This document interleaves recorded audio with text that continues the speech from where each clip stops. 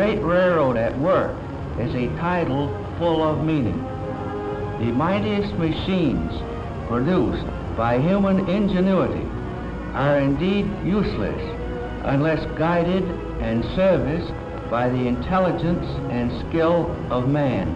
We are, of course, very proud of our mechanical equipment, but we are prouder still of the men who keep it running. The New Haven Railroad is more than just ties, rails, and rolling stock. It is primarily people. People whose skill, devotion, courage, and strict adherence to the finest railroad practices have made possible its record of safety, efficiency, and progress. Right, Mr. Palmer. And now let's have motion pictures take us behind the scenes of a great railroad at work. We'll see two general phases: railroad operation and railroad maintenance. Trains are of two kinds, passenger and freight. Let's begin with the passenger. The locomotive backing into the yards to pick up the cars of the Yankee Clipper.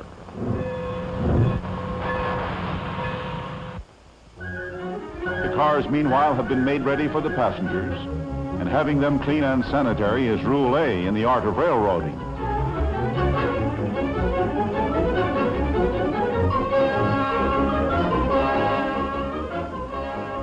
Repair shops. Here, passenger coaches, dining cars, and grill cars are brought to be repaired or rebuilt.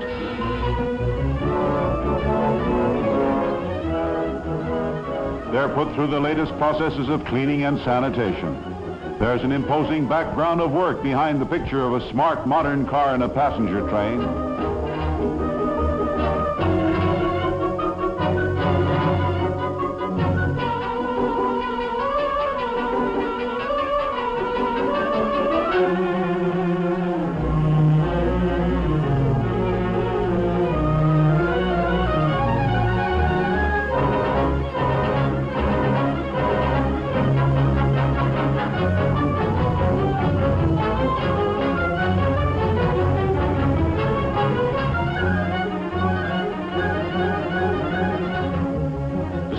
Car windows.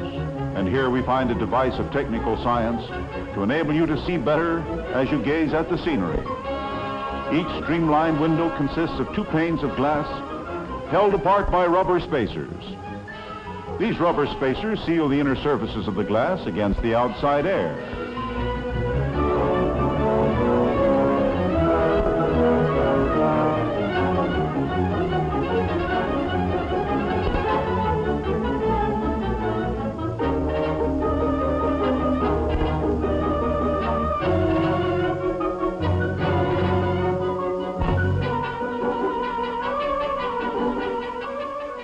Between the panes, dry nitrogen is forced to keep them from being fogged by condensing moisture.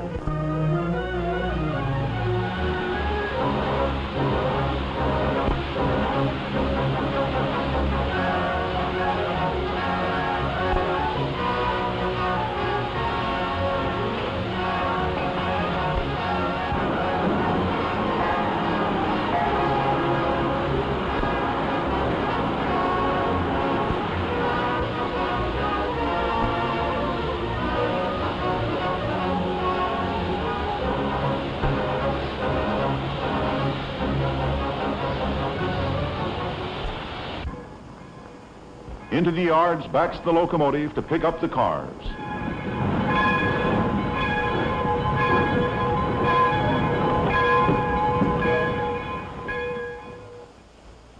Meanwhile, at the commissary, supplies of food and drink for the dining car are being allotted and checked. 10 baked beans?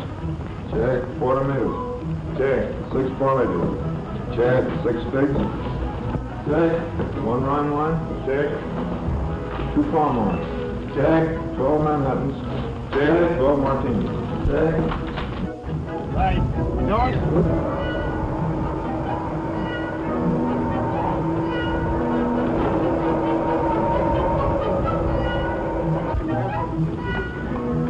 Have some chicken fricassee tonight. Yeah, that's very nice. The amount of groceries they can stow into the small pantry space that car dimensions permit would make a housewife think that it's all magic.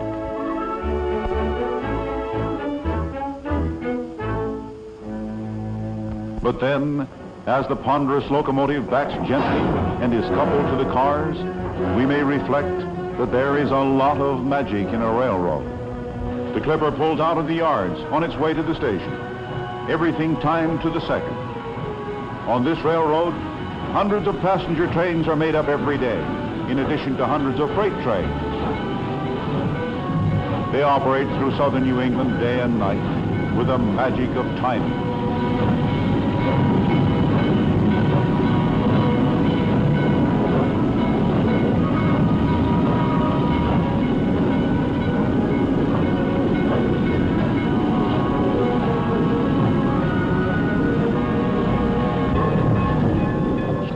Geometries of tracks in the yards, and the number of switches there calls for deft and intricate manipulation.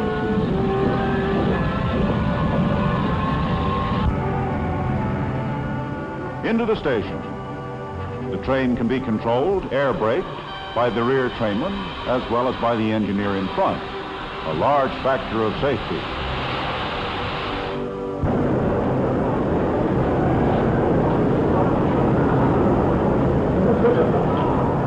South Station in Boston. The old familiar scene, and never without a thrill. Passengers going to a train.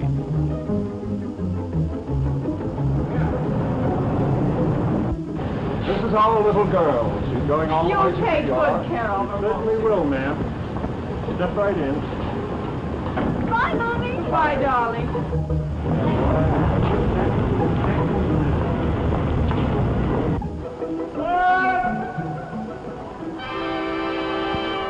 Hey, wait a minute.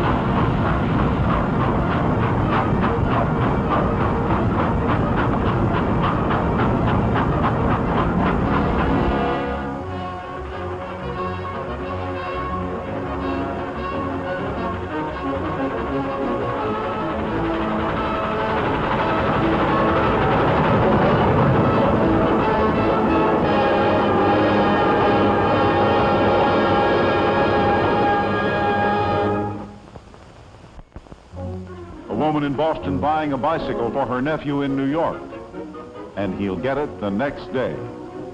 This takes us to the subject of freight trains. Shipments of freight are in two classes, carloads and less than carload lots.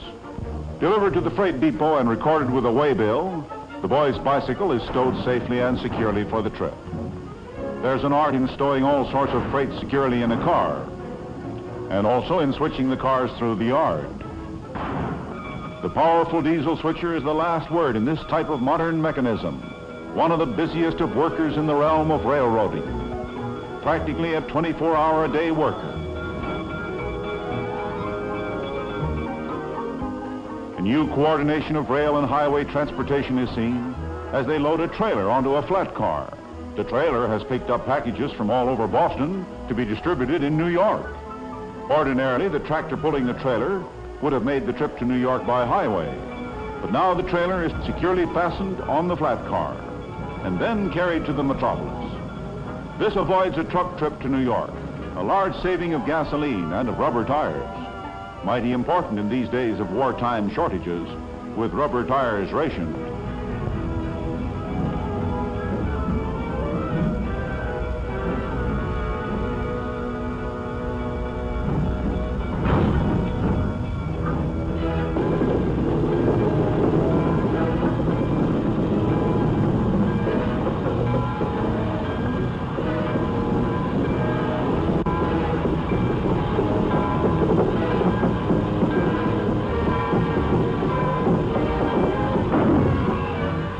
locomotive is coupled to the cars, and the theme is Industrial Products of New England on their way. They represent the work and skill of New England factories. Transporting them is an equal task of work and skill. The mighty system of operations embodied in the speeding freight train. And the rhythm of the rails seems to sing, New England at work, New England on the move.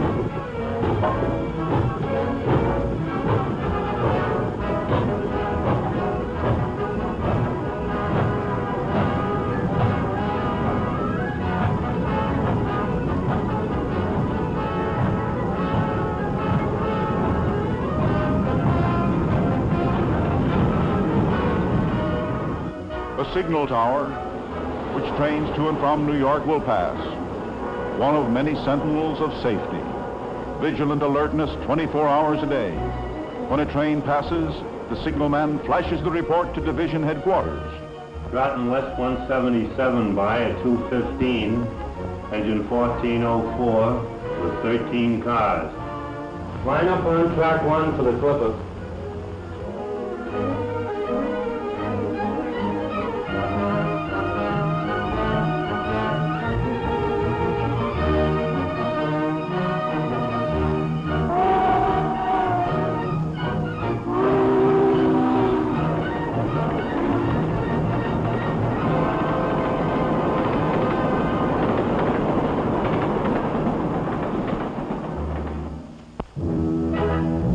Freight angle intervenes. For railroad's two categories, passenger and freight, are another form of life's two divisions, people and things. South America is the destination of this large and intricate machine. Carefully crated, it will go by ship, but first it must be taken by rail down New England to the harbor. An export angle of freight service. Industrial New England is of historic importance in the foreign trade of this nation. Passenger service takes plenty of account of passengers' appetites. The grill car is for the less formal meal than the diner provides.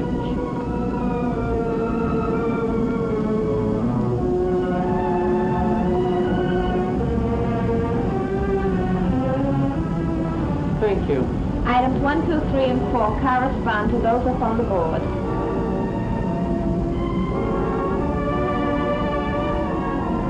Do you suppose I could have that roast beef rare? Certainly.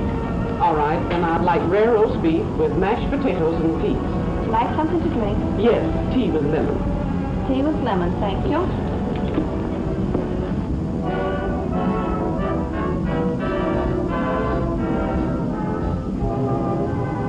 The dining car is a place of leisurely luxury, regaling yourself while the passing scenery provides entertainment. One boiled Boston scrod. And the scrod is very nice today. One French fried potato, one lettuce and tomato salad, one coffee, one apple pie. How's your Boston scrod? French fried potatoes. Coming out.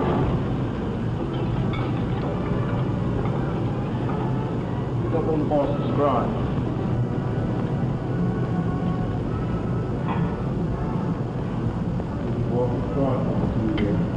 Thank you, Chef. Pepper soup, please.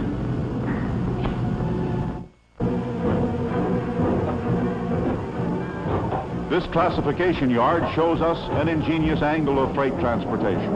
It has a sort of hill, which they call the hump. This hill is a key factor in what we'll see, the classification of freight cars. They are oiled while on the move, on their way up the hump. They go on to the top of the slope. The purpose of all this is to classify incoming trains so they can be reassembled as other trains, each to go to a different destination.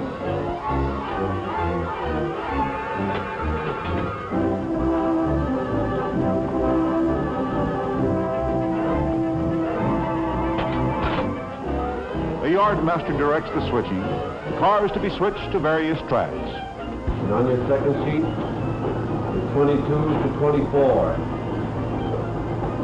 43 to 33, 48 to 13. At the top of the hump, cars are uncoupled, and they roll down by gravity. Some cars would get up too much speed if it weren't for the retarder, a device for checking their speed.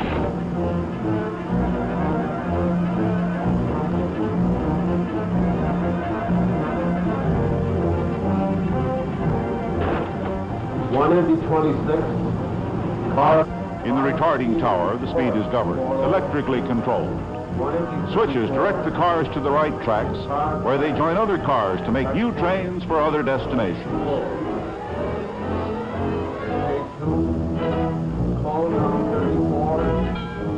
We see the crate of machinery for South America going over the hump. The train in which this car arrived consists of cars bound for different destinations. In the classification yard, it will join a train going to the harbor.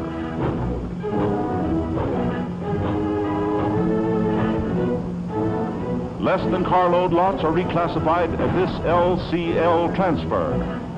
Just as whole trains must be rearranged with reference to the destinations of the cars, so must individual consignments of merchandise in a car be rearranged with reference to their destinations.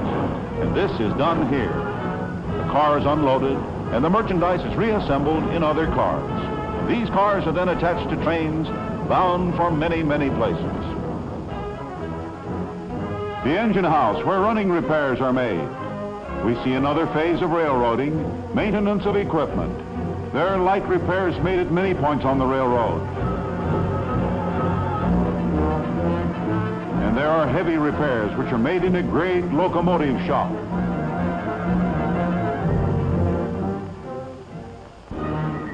Here's a ponderous fantasy of fire and steel, the mighty forge of a modern Vulcan. All locomotives are overhauled periodically. Each one, after going from 120,000 to 400,000 miles, is sent to the shop for a complete overhauling.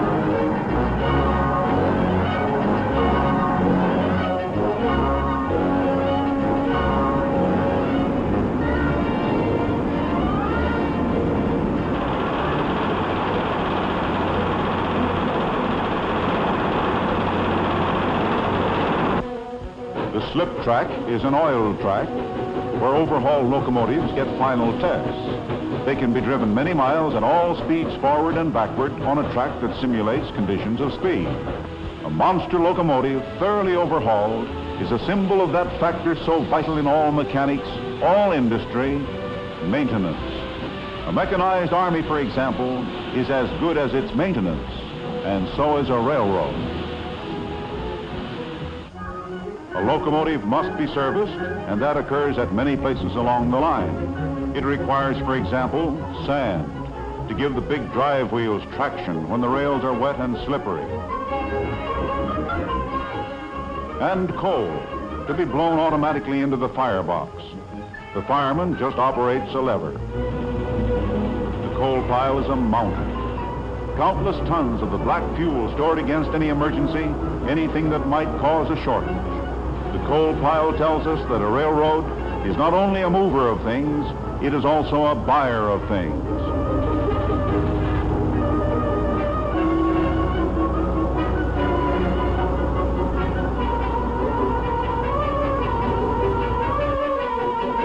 This we see vividly at one of the warehouses, stocked with shovels, brooms, locomotive and car replacement parts, tools for track, shop and building maintenance, signal equipment, and countless other miscellaneous items a railroad needs. Ties go with rails as ham with eggs. As in the case of coal, the stocks of railroad ties are immense, a matter of acres. It takes more than 3,000 ties to make just 1 mile of standard railroad track. Lumber to hold up steel, and oil for fuel, for every sort of lubrication, and for paint. Salvage is a large activity. Everything possible is saved and put away for future use. Railroad economy.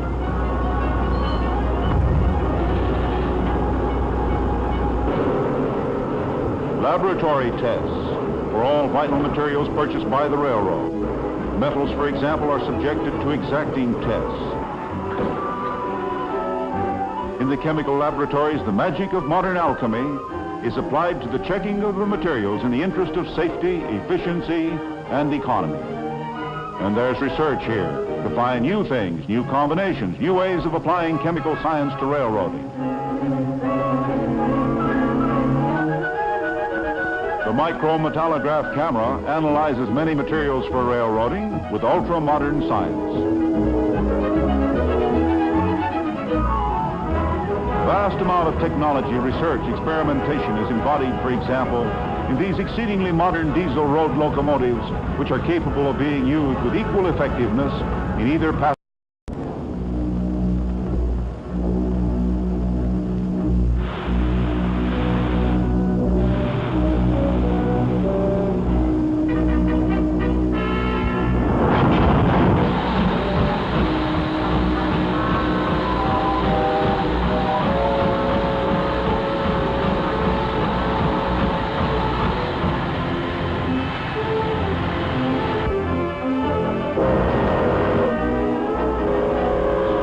Ponderous power of steam and steel, taking a treasure store of New England merchandise into the night. The night freight calls our attention to an element of time, the bright time of day, and here's the dark time of night. Railroading is on a 24-hour schedule. Despite the elements, and never mind the weather, be it fair or stormy, hail, sleet, or snow, the night freight must go through.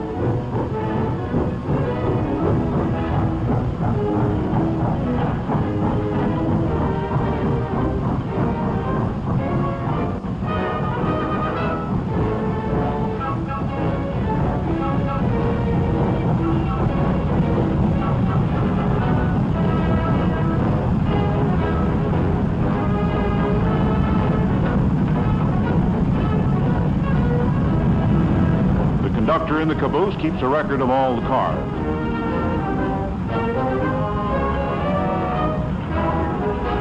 And the night freight seems to sing a song of work, a song with the refrain, every day, 24 hours a day.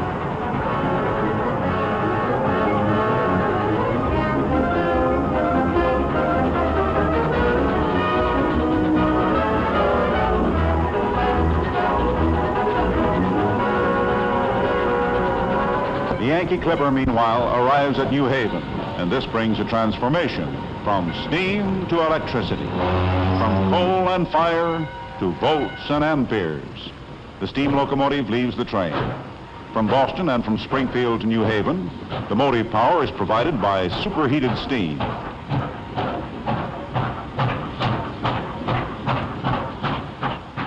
Then for the remainder of the run, the energy to drive the wheels is provided by dynamos. The electric locomotive is a thing of streamlined efficiency, a monarch of high tension. Electricity has been a comparatively recent story in American railroading. It began in 1895 on the New Haven Railroad, which pioneered in overhead high-tension lines.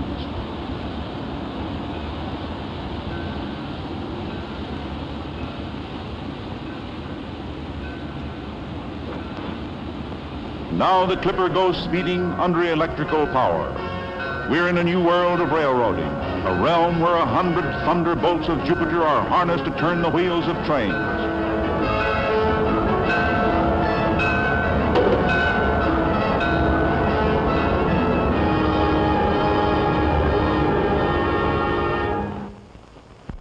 The sources of electric power are coal and steam. And at this railroad-owned powerhouse, the boilers are 60 feet high.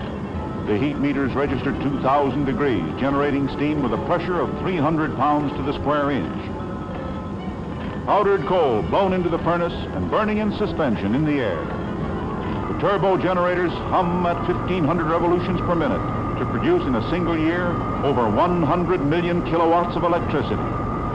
The nerve center of the powerhouse, the main control room with its elaborate equipment. Here, watchful eyes check the surge of power through the overhead lines, railroad power.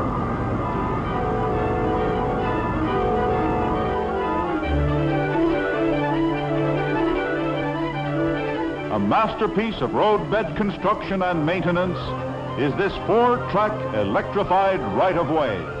Over it pass between 600 and 700 trains a day. The Yankee Clipper, now electrified, approaching the environs of New York, which means it will soon go underground because the tracks for miles proceed beneath traffic and beneath buildings of the metropolis. We pass into a subterranean world, a signal tower underground. Here more than 600 trains a day are guided in and out over the 107 tracks of Grand Central Terminal. 28 up H. 28 up H. 18 out C. 18 out B. 34 up D. 34 up D.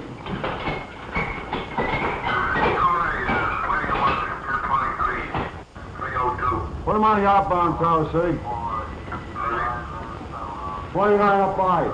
23 to way D. 23 to the way of D. Track G to track 40 with the clipper. G to 40 with the clipper.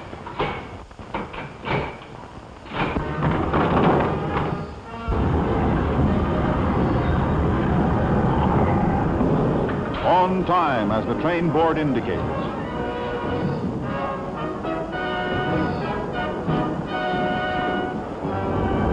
Here she comes, the Yankee Clipper. It's coming on the upper level. There are 2 levels of underground tracks for the trains that carry 42 million passengers in and out of Grand Central Terminal every year.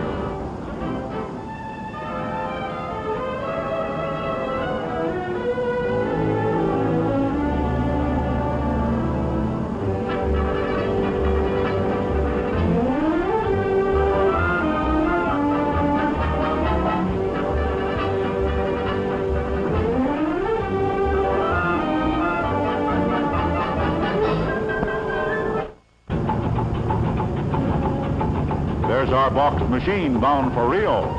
From the flat car that brought it to New York, the railroad delivers the consignment on a lighter to its berth aboard the ship. The railroad owns 42 of those ungainly barges with the big derricks. They're strong and sturdy. Some of them can be loaded with 500 tons of freight.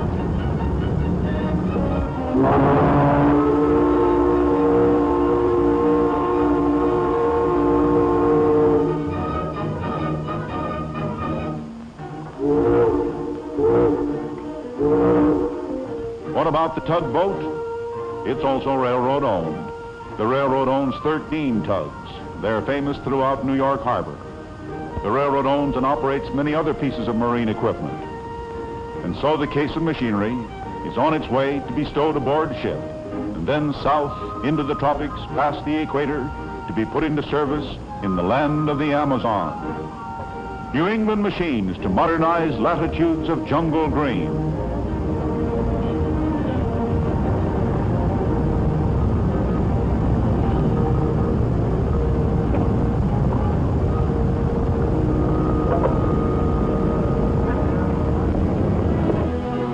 Local sign is 234 Western Avenue, New York.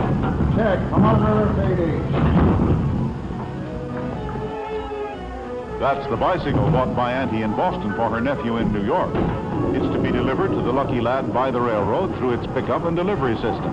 This is another modern phase of railroading.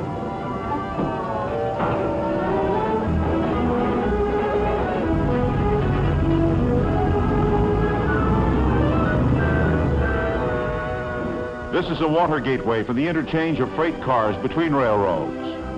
New York, the East River. When freight cars from New England are destined for points outside of New England, they may come here. They're to go over the lines of other railroads. And how is the transfer affected? We see a water phase of operation that you might not readily associate with a railroad. A car ferry, and the dock apron can be moved up and down to follow the tide.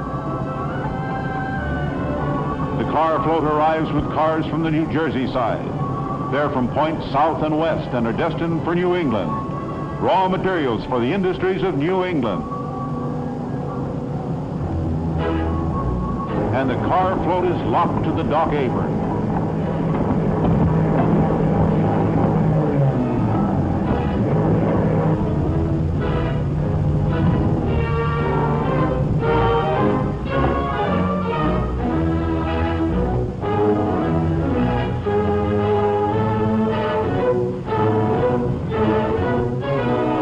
Heavily loaded steel freight cars roll onto the tracks of the float.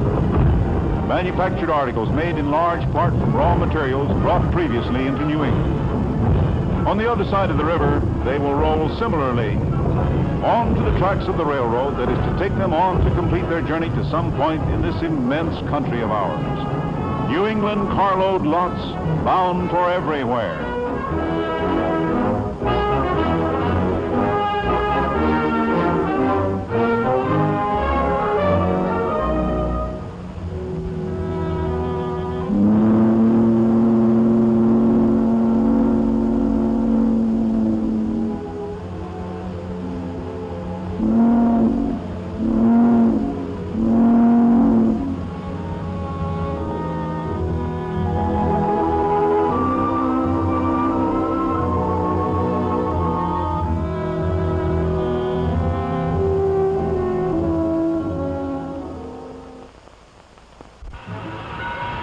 This is the New Haven Rail Gateway up in New York State.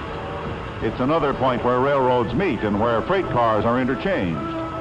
Those are cars loaded with merchandise for New England, raw materials and perishable food, packing house and dairy products from Chicago and Kansas City, oranges and grapefruit from California and Arizona, onions from Texas, meat from Sioux City.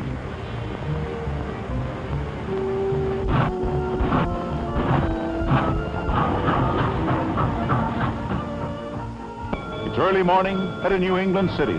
Freight cars full of fresh food. The beginning of the day, the right time for food distribution.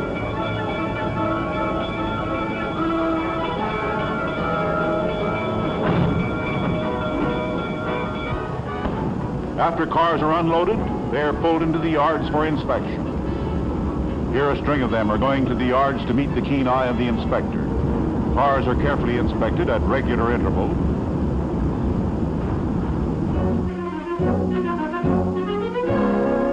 When something wrong is found, the car is tagged.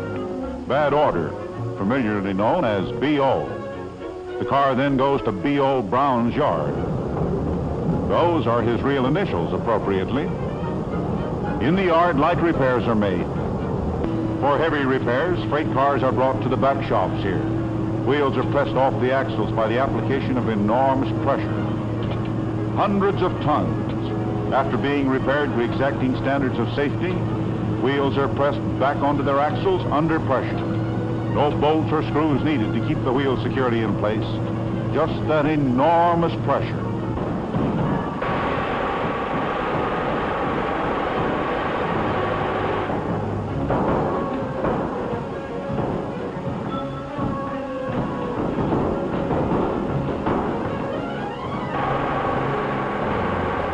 pictures have shown us vast magnitudes of material and work.